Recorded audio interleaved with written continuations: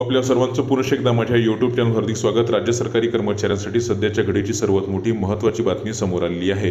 राज्यातील 17 ते 18 लाख राज्य सरकारी कर्मचाऱ्यांच्या अनुषंगानं एक अत्यंत महत्त्वाची सभा 14 फेब्रुवारी रोजी नियोजित करण्यात आलेली आहे।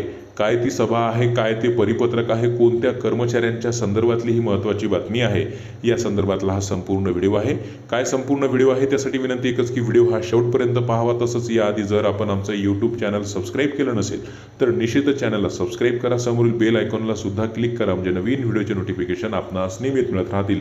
राज्यातील 17 ते 18 लाख राज्य सरकारी कर्मचारी जुनी पेन्शन योजना आणि वेगवेगळ्या 17 मागण्यांच्या अनुषंगानं संपावर गेलेले होते आणि त्याच संपाच्या अनुषंगानं राज्य शासनानं माननीय श्री सुबोध कुमार यांच्या अध्यक्षतेखाली एक समिती गठीत केलेली होती। त्या समितीचा अहवाल आता शासनाकडे प्राप्त झालेला आहे आणि त्याच अहवालाच्या अनुषंगानं राज्याचे मुख्य सचिव यांच्या उपस्थितीमध्ये एक अत्यंत महत्त्वाची सभा 6 फेब्रुवारी 2024 म्हणजे परवाच्या दिवशी पार पडलेली आहे।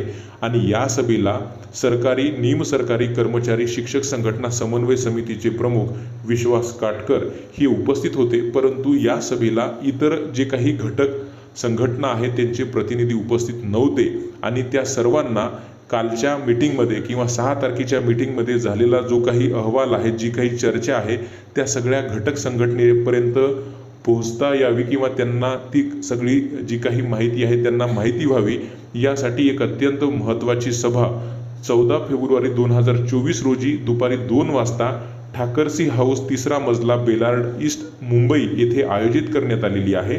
त्यामुळे सरकारी निमसरकारी कर्मचारी शिक्षक संघटना समन्वय समितीचे निमंत्रक विश्वास काटकर यांनी हे परिपत्रक निर्गमित करून सगळ्या घटक संघटनांना 14 फेब्रुवारी रोजी बोलावण्यात आलेला आहे, त्यांना बोलावलेलं आहे।